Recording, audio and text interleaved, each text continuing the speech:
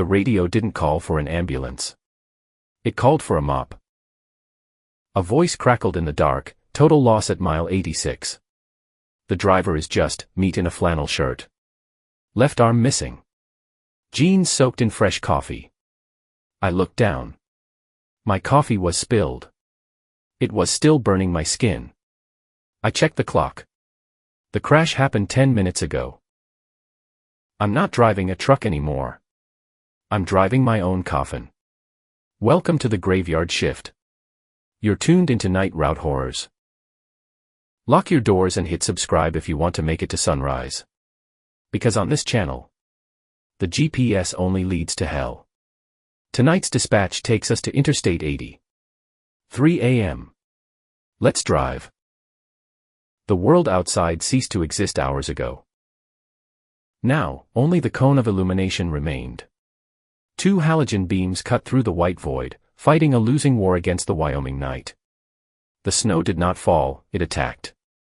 Driven by 50-mile-per-hour crosswinds, the flakes transformed into horizontal streaks of static, a mesmerizing, strobe-light assault that battered the windshield of the Peterbilt 379. Frank Miller sat enthroned in the center of the chaos, a statue of exhaustion molded into cracked black leather. The dashboard clock glowed a sickly, dim amber, 3 a.m. Interstate 80 had vanished. The asphalt, the lane markers, the horizon, gone. Under the 18 wheels of the rig, the road surface was a rumor, a treacherous sheet of black ice hidden beneath ribbons of drifting powder that slithered across the path like white snakes.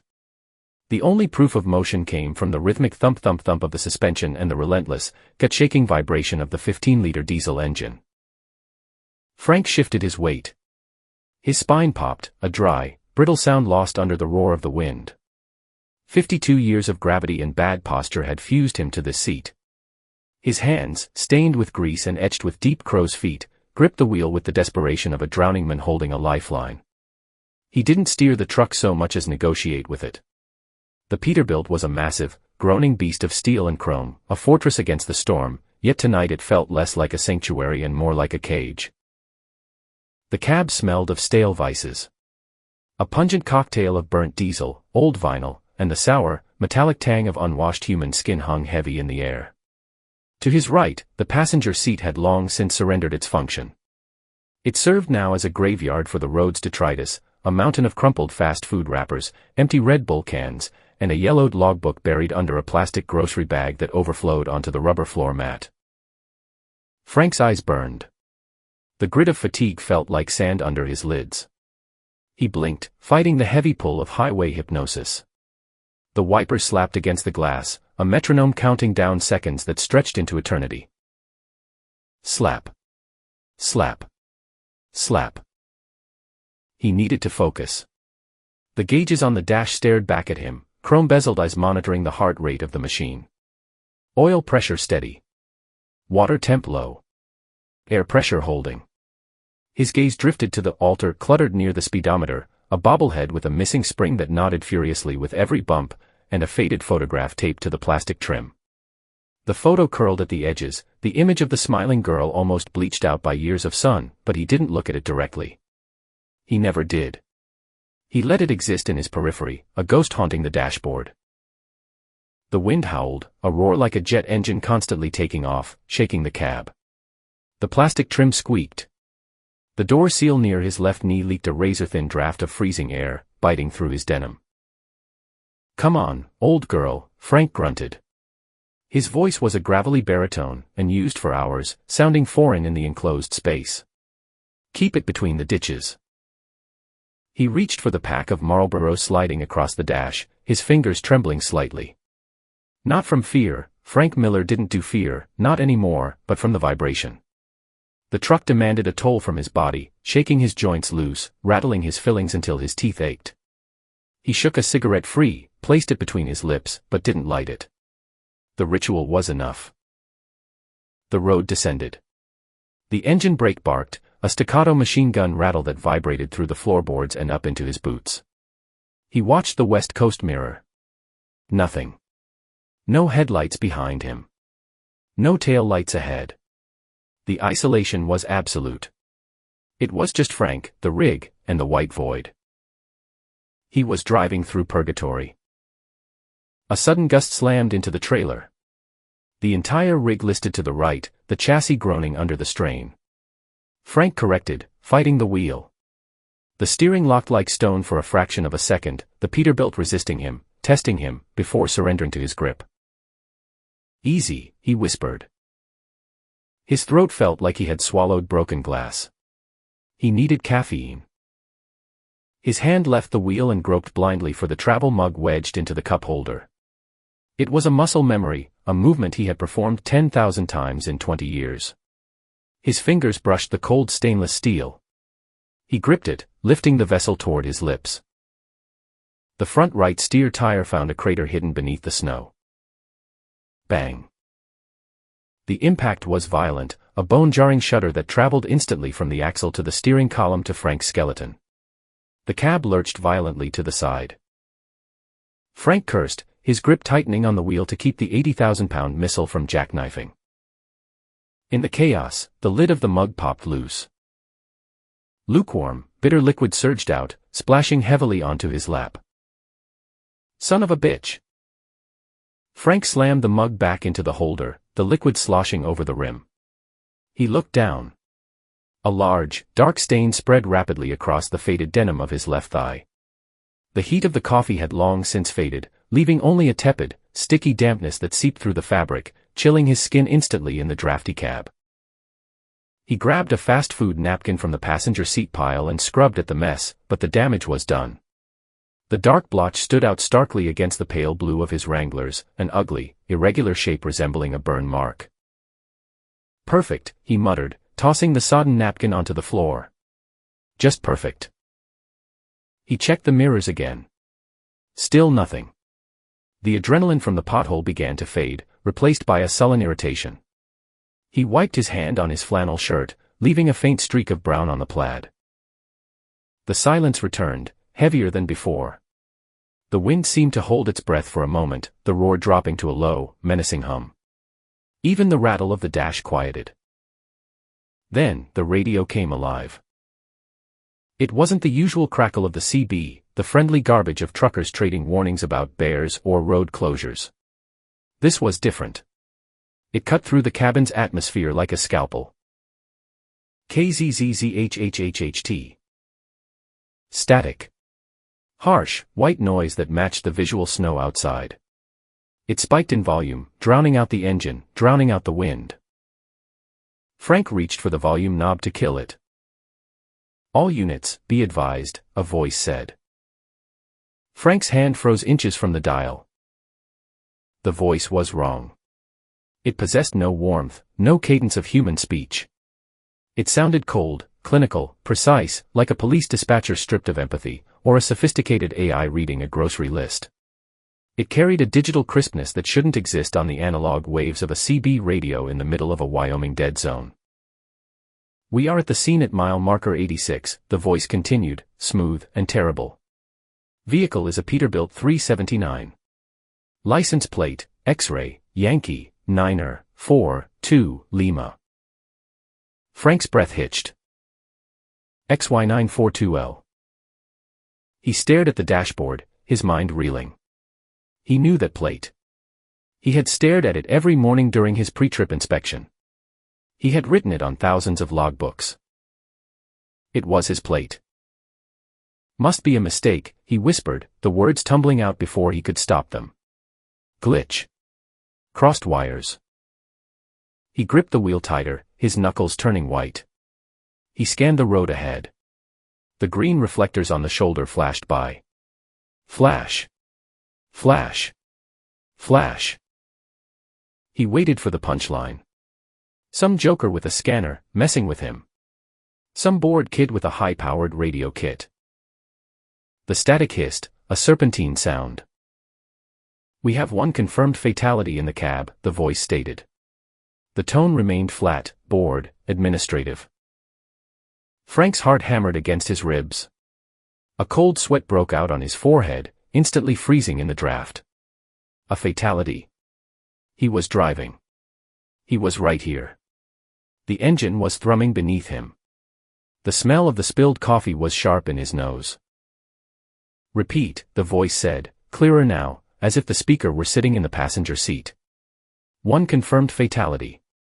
Male subject, approximately 50 years of age. Frank squeezed his eyes shut and opened them again. The road was still there. The snow was still flying. Subject is wearing a red and black flannel shirt, the voice droned. Frank looked down at his chest. Red and black plaid. Standard issue. Half the drivers on the road wore flannel. It meant nothing. It was a coincidence. A sick guess. And blue jeans, the voice added. Standard. Everyone wore jeans. With a fresh coffee stain on the left thigh. The air left the cab. Frank stopped breathing.